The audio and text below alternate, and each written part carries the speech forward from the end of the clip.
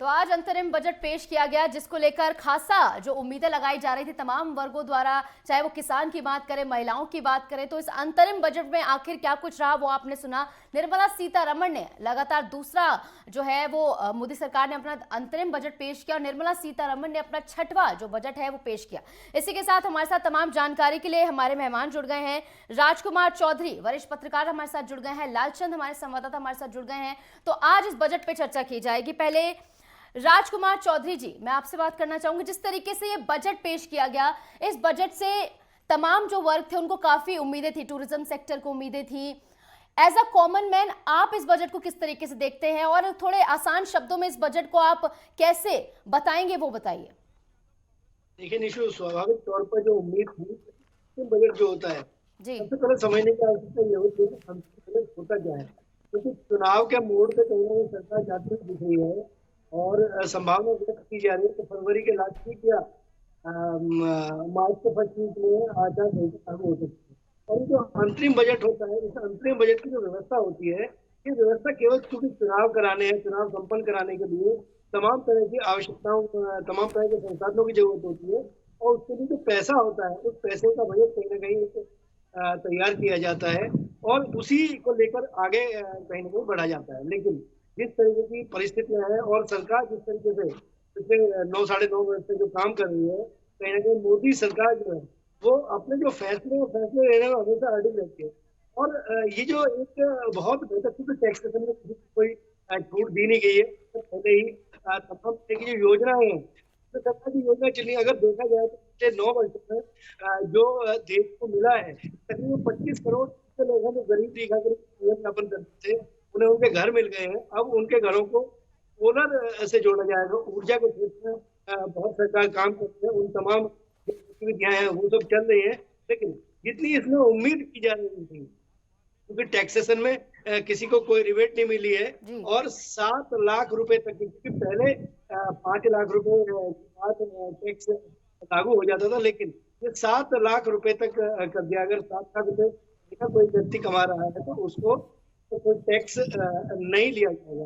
सरकार के जो निर्णय है, इन निर्णयों को आम आदमी से जुड़ा, किसान ने भी, किसानों के बारे में तमाम तरह की योजनाएं हैं वो यथावत चलती रही, उनमें कहीं बदलाव नहीं किया जाएगा, जिस तरीके की चीजें हैं। और अभी क्योंकि बजट अभी पेश हुआ है, आज शाम तक और बहुत सारी चीजें इसमें निशु कहीं ना कहीं स्पष्ट होती हुई दिखेंगी और तमाम तरह की जो, क्योंकि अंतिम पायदान पर खड़े हुए व्यक्ति को सरकार फायदा चाहती है, उसमें कोई दो राय नहीं। और जब चुनाव के मोड़ पे कहीं ना कहीं किए जाती हैं तो जी, एक चुनावों को देखते हुए संदेश। कहा जा रहा था कि जैसे कि लोकसभा चुनाव बेहद नजदीक है, तो विपक्ष ये कह रहा था कि रेवड़ी कल्चर देखने को मिल सकता है, थोड़ा बहुत कुछ ज्यादा लोक लुभावन नीतियां इसमें देखने को मिल सकती है। हालांकि इसमें ऐसा कुछ देखने को मिला नहीं। विपक्ष पर हम बात करेंगे, लेकिन लालचंद पहले बताइए किस तरीके से लोग इसको लेकर क्या कह रहे हैं, कितना खरा उतरा ये बजट लोगों के लिए, जिस तरीके से उम्मीद लगा रहे थे लोग। बिल्कुल निशु, जिस तरीके से वित्त मंत्री निर्मला सीतारमण ने 58 मिनट के अंदर अपना बजट, जो अंतरिम बजट था, वो पेश किया है। तमाम लोगों को उम्मीदें थी कि युवाओं को, रोजगारों को, व्यापारियों को, इसके साथ ही उद्योगपतियों को भी उम्मीद थी, किसानों को भी उम्मीद थी, मजदूरों को भी उम्मीद थी कि जो 4 से 5 महीने का अंतरिम बजट है वो कहीं ना कहीं काफ़ी खास रहने वाला है। फिलहाल लोकसभा चुनाव से पहले कहीं ना कहीं ये बजट पेश किया गया और लोगों को उम्मीद थी कि चुनाव है तो जाहिर सी बात है लंबा चौड़ा बजट होगा, सरकार तमाम लुभावने वादे करेगी, लेकिन उस तरीके से कुछ खास निशु यहाँ पर नहीं दिखाई दिया। लेकिन हम जिस तरीके से यहाँ पर लोगों से बात की, हमारे साथ कुछ लोग हैं, उनसे बात करेंगे, जो उद्योगपति हैं उनसे भी बात कर लेते हैं कि कितना खास रहा है। क्योंकि ये लोग शुरू से ही 58 मिनट तक जब निर्मला सीतारमण जब पेश कर रही थी बजट, तो उनको सुन रहे थे। सर, आपसे बात करेंगे, जिस तरीके से निर्मला सीतारमण, ये माना जा रहा था कि इस बार का काफी खास बजट होगा क्योंकि चुनाव आने वाले हैं, चुनावी बजट हो सकता है, लोग लुभावने वाले बजट हो सकते हैं। आप लोगों ने पूरा बजट देखा, कितना खास रहा ये बजट?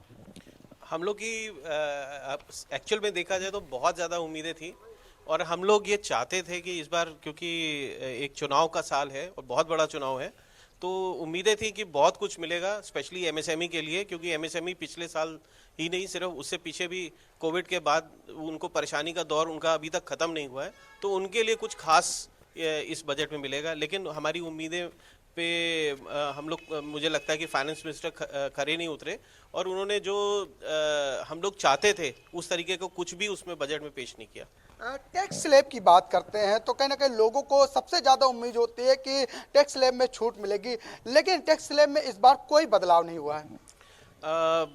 ये भी एक बहुत बड़ा कारण है कि हम लोग को नाउम्मीद हो गए, क्योंकि हम लोग को उम्मीद थी कि पिछले साल जिस तरीके के उन्होंने रेवोल्यूशनरी एक टैक्स स्लैब नया इंट्रोड्यूस किया था, तो हमें उम्मीद थी कि वो एक एक्सपेरिमेंटल बेसिस पे था, इस बार कुछ हम लोग को नया सुनने को मिलेगा। लेकिन अनफॉर्चुनेटली हमको वही टैक्स स्लैब पे कंटिन्यू रखा गया है, उसमें अभी कुछ भी चेंज नहीं किया गया। अर्थव्यवस्था की बात करें तो आप लोग अर्थव्यवस्था मजबूत करने में अहम भूमिका रहती है, तो किस तरीके से अब आप अपने अर्थव्यवस्था को मजबूत करेंगे, क्योंकि चाहे उद्योगपति हो, व्यापारी हो, ये लोगों को मजबूत है कि हम लोगों को जो है एक बजट में कुछ खास मिलेगा, इसके बाद जो है अर्थव्यवस्था को और मजबूत किया जा सकता है, तो कहीं ना कहीं आप लोग अर्थव्यवस्था को मजबूत करते हैं, तो इसको किस तरीके से देखते हैं? सर देखिए, सबसे बड़ी बात है कि पूरी दुनिया और इंडिया भी ये समझ चुका है कि एमएसएमई का सबसे इंपॉर्टेंट रोल है किसी की अर्थव्यवस्था इकोनॉमी में बढ़ाने के लिए, क्योंकि वो सिर्फ इकोनॉमी को नहीं बढ़ाता, वो एम्प्लॉयमेंट भी बहुत ज़्यादा जनरेट करता है।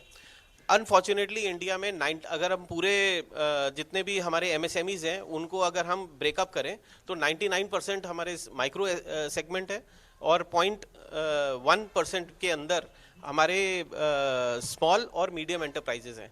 तो ये दर्शाता है कि अभी एमएसएमई की स्थिति बहुत अच्छी नहीं है। मेरा ये मानना है कि अगर इकॉनमी को बिल्डअप करना है तो जो माइक्रो सेगमेंट है उसको बढ़ावा मिलना चाहिए। माइक्रो सेगमेंट को जैसे जैसे वो स्मॉल सेगमेंट में कन्वर्ट होगी, हमारी इकोनॉमी वैसे वैसे स्ट्रांग होती जाएगी। लेकिन देश के प्रधानमंत्री नरेंद्र मोदी चाहते हैं कि इसी बीच मैं आपको रोकना चाहूंगी, नितिन गडकरी क्या कुछ कह रहे हैं वो सुनवाएंगे आपको। हम वर्ल्ड स्टैंडर्ड के बनेंगे ऐसा मुझे विश्वास है। देश के विकास को गति देने वाला, रोजगार को बढ़ाने वाला और गांव गरीब मजदूर किसान के कल्याण की सोच रखने वाला ये बजट आदरणीय प्रधानमंत्री नरेंद्र मोदी जी के नेतृत्व में वित्त मंत्री निर्मला सीतारमण जी ने दिया है। मैं दोनों को बहुत बहुत शुभकामनाएं और शुभेच्छाएं देता हूं। नमस्कार। तो जैसा कि आपने सुना, केंद्रीय मंत्री नितिन गडकरी ने बधाई दी बजट को लेकर, जो बजट आज पेश किया गया है। हालांकि अगर इस बजट की बात की जाए तो इसमें तमाम चीजें पेश की गई। 2 करोड़ नए घर बनाए गए हैं, ये नंबर्स पेश किए गए। आयकर दाता है यानी टैक्स पेयर जो हैं वो बड़े हैं। मिडिल क्लास स्लैब को यहाँ पर कांस्टेंट रखा गया है और स्टार्टअप्स को बढ़ावा दिया गया है। तो ये चीजें देखने को मिली। राजकुमार जी, देखिए जिस तरीके से बजट पेश हुआ, लोगों को उम्मीद थी काफी ज्यादा, लेकिन एक बात ये समझने की भी जरूरी, क्योंकि ये बजट सिर्फ 3 से 4 महीनों के लिए है, क्योंकि जब नई सरकार बनेगी तो एक जो दोबारा से जो पूर्ण बजट है वो पेश किया जाएगा। ये भी एक फेज है जो समझने की जरूरत है लोगों को। बिल्कुल निशु, देखिए हमारा देश जो है 140 करोड़ की आबादी का देश है, और अंतिम पायदान पर खड़े हुए व्यक्ति का भी ध्यान सरकार को उतना ही रखना होता है, इतना अग्रणी दिशा में। अभी जिस तरीके से हमारे साथियों ने बात कराई और एमएसएमई से जुड़े हुए, क्योंकि हर व्यक्ति को रोजगार देना कहीं ना कहीं सरकार की प्राथमिकताओं में शामिल है, और कहीं ना कहीं वो चुनौती है। आज जिस तरीके से बेरोजगारों की लंबी फौज खड़ी हुई है, उसको लेकर भी कहीं ना कहीं सरकार को बहुत मंथन चिंतन मनन करने की जरूरत है। जो आने वाला जो बजट होगा, जो अंतिम बजट जब सरकार बन के आएगी, जब चुनाव के बाद जो भी सरकार बनेगी, क्योंकि चुनाव से पहले किसी की घोषणा कर देना बहुत बेहतर नहीं होता है। इसी बीच हमारे साथ वरिष्ठ पत्रकार शेखर कपूर भी जुड़ गए हैं। देखिए जी शेखर जी, जिस तरीके से बजट पेश हुआ, इसमें क्या कुछ आपको खास लगा? जिस तरीके से उम्मीदें लगाई गई थे, आपके हिसाब से कितना खरा उतरा ये बजट उन उम्मीदों पर? देखिए, ये सारे जो पूर्वानुमान जो होते हैं, जब बजट पेश किया जाता है तो मीडिया जो है अपने तरीके से उसको पेश करता है, और जो राजनीतिक के लोग जो है वो अपने तरीके से एक प्रेडिक्शन करते हैं। लेकिन जैसा कि कहा जा रहा था कि ये महिलाओं के ऊपर आधारित केंद्रित होगा, किसानों पर आधारित केंद्रित होगा, और कुल मिलाकर जो अगर ये बात ऐसी हो जाती और पूरी तरह से वो किसानों पे, महिलाओं पे, युवा वर्ग पे अगर वो केंद्रित कर देते, तो ये माना जाता कि साहब जो है वो चुनाव को, लोकसभा चुनाव को दृष्टिगत रखते हुए ऐसा किया गया है। तो सरकार ने कहीं ना कहीं से जो है एक बचने का प्रयास भी किया है, और उसने जो है सिर्फ जो इनकम टैक्स की जो स्लैब है उसके अंदर ही एक रियायत देकर जो है अपना काम को इतिश्री करी है। अभी जो है सरकार ने इस प्रकार का कोई भी जो है ऐसा लॉलीपॉप जो है मतदाताओं को के सामने नहीं दिया है, जो कि ये कहा जाए कि सरकार ने जो है लोकसभा चुनाव को प्रभावित करने के लिए, मतदाताओं को प्रभावित करने के लिए ऐसा कोई काम किया है। और कुल मिलाकर ये एक जो है अनुपूरक बजट है। अनुपूरक बजट में तो शेखर जी, आपको लगता है कि जब सरकार बनने के बाद जब पूर्ण बजट पेश किया जाएगा, हालांकि बीते दिन नरेंद्र मोदी ने भी कह दिया था कि हम ही सरकार बनाने वाले हैं, यानी अगली बार हम ही आने वाले हैं, तो क्या आपको लग रहा है कि जो पूर्ण बजट पेश किया जाएगा उसमें जो तमाम उम्मीदें जो अधूरी रह गई उनको पूरा किया जाएगा, चाहे बात हो महिलाओं की या फिर तमाम जो वर्ग? बिल्कुल बिल्कुल बिल्कुल। ये देखिए, जब भी जो सरकार चुनाव जाने वाली होती है और जब नए चुनाव सामने होते हैं तो सरकार जो है इस प्रकार के इंडिकेशन देती है कि वह अभी अनुपूरक बजट पेश कर रही है और अनुपूरक बजट में जो प्रावधान किए गए हैं उसके आधार पर जब हम सत्ता में फिर से वापस लौटेंगे तो हम उनको पूरा करेंगे और करने का प्रयास करेंगे। और मैं आपको ये बता दूं कि कोई भी बजट जब होता है तो वो साल भर के लिए तैयार होता है और वित्तीय वर्ष के लिए तैयार होता है। तो अगर सरकार यही सरकार फिर से वापस आती है तो निश्चित रूप से उसके ऊपर इस बात की जिम्मेदारी रहेगी कि उसने जो भी वायदे अनुपूरक बजट में किए हैं उनको पूर्ण बजट में लेके आए और पूर्ण बजट में उनका प्रावधान करे। जी ठीक जी। शेखर जी, क्या आपको भी लगता है जैसे कि शशि, इसी बीच आपको मैं रोकना चाहूंगी, और उसी के साथ में कह रहे हैं कि 80 करोड़ लोगों को हमने मुफ्त राशन देना पड़ रहा है, तो जो आपको 80 करोड़ लोगों को खाने तक के लिए राशन देना पड़ रहा है, तो वो गरीबी रेखा से फिर कौन उठ के कहाँ गए हैं। सो काफ़ी सारी कॉन्ट्रडिक्शंस बहुत सारी थी और मुझे लगता है कहीं ना कहीं जो ग्राउंड रियलिटी है उससे बजट और अचीवमेंट्स काफ़ी कट ऑफ थे कि आज लोगों के असली में ज़मीन में हालात क्या हैं और इधर क्या सोच रहे हैं, उसमें बहुत बड़ी खाई थी।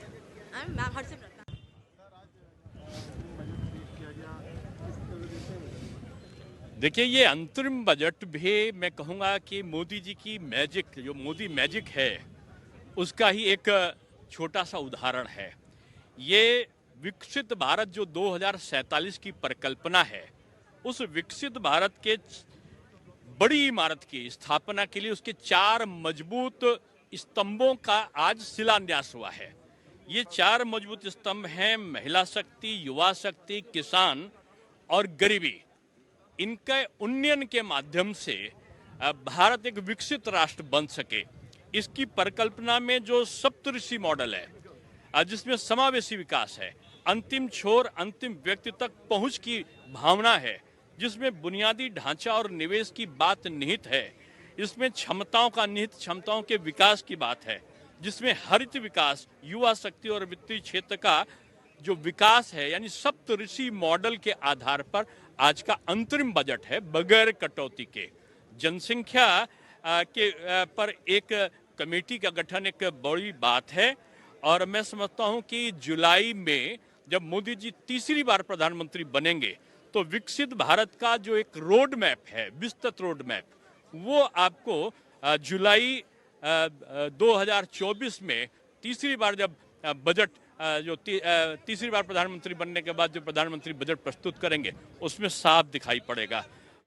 तो आज केंद्रीय वित्त मंत्री निर्मला सीतारमण ने अंतरिम बजट पेश किया, जिसमें उन्होंने मध्यम वर्ग को बड़ी राहत दी है। बजट में टैक्स स्लैब को 7 लाख रुपए सालाना कर दिया गया है। सुनिए वित्त मंत्री की कुछ बड़ी बातें।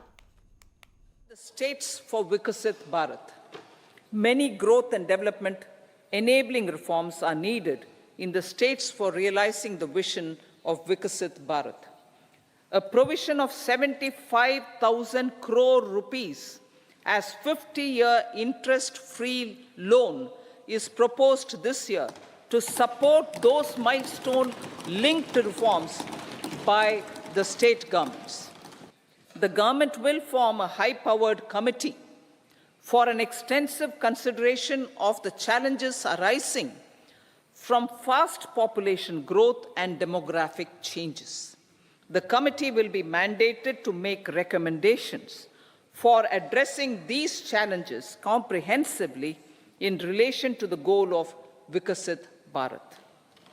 In the full budget in July, Honorable Speaker, our government will present a detailed roadmap for our pursuit of Viksit Bharat.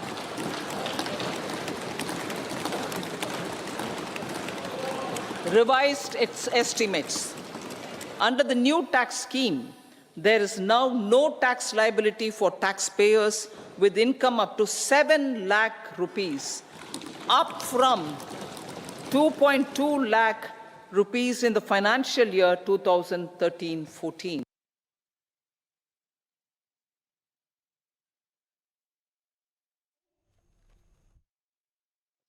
देश का होगा और देश तरक्की की तरफ जाएगा। विकसित भारत का जो सपना देखा है माननीय मोदी जी ने, उस सपनों को साकार करेगा। 2047 तक विकसित भारत बनेगा। From this budget, as government is claiming it is putting out a foundation for a Viksit Bharat in 9. All I can say is in this cold weather, what the finance minister has done has poured cold water over the expectations of the people of this country. When she talks about Gyan, when we talk about Garib, we talk about youth, we talk about Nari, they have done nothing on that front. And that is the unfortunate reality of this government. For past 10 years, the promises made, the expectations had, have not been delivered to the people of this country. Yeah, thanks. Yeah.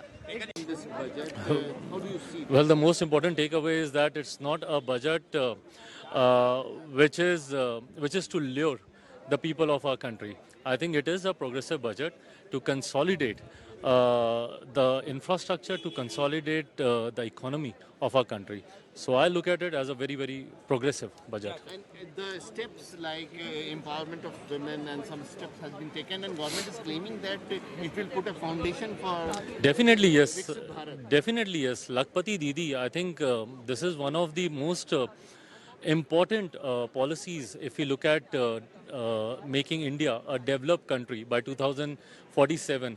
I think these schemes will consolidate the base for it. English, no? English? Yes. Yeah. Sir, today budget It is very disappointing budget. The budget is directionless. It is only the old history. She is reading it. And this budget has just having nothing in that. And it is a pro-corporate budget for ordinary people, poor, women and others. There is nothing in the budget. It is very disappointing. Sir, yesterday Jharkhand CM arrested.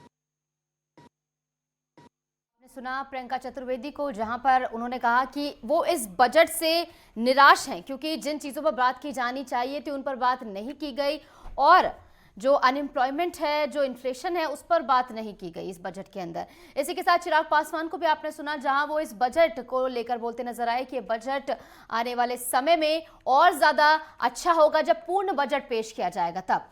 इसी के साथ आपको बड़ी बातें हम बता रहे थे किस तरीके से इस जो बजट आज पेश किया गया, अंतरिम बजट जो पेश किया गया, ये अंतरिम बजट है, पूर्ण बजट जो है वो नई सरकार बनने के बाद पेश किया जाएगा।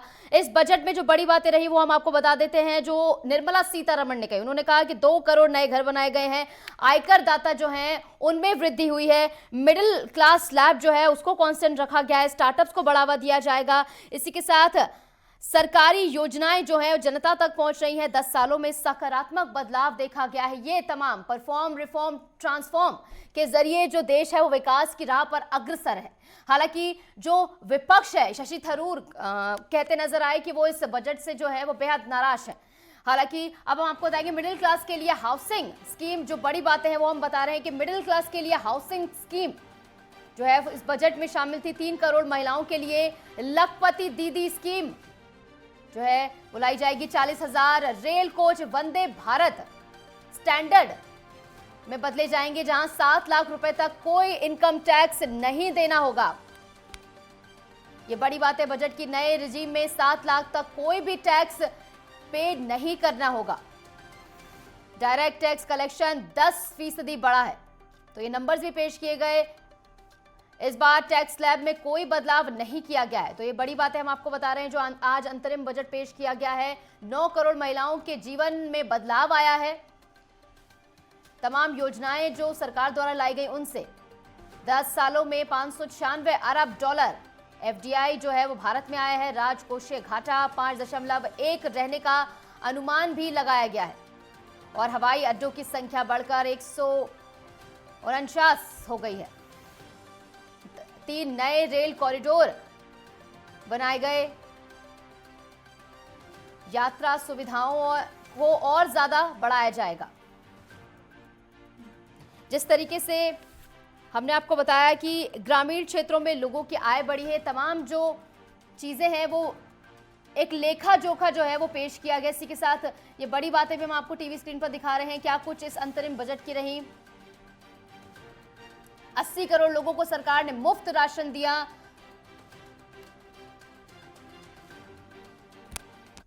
इसी बीच रुकेंगे, एक ब्रेक के लिए लौटेंगे कुछ ही देर में।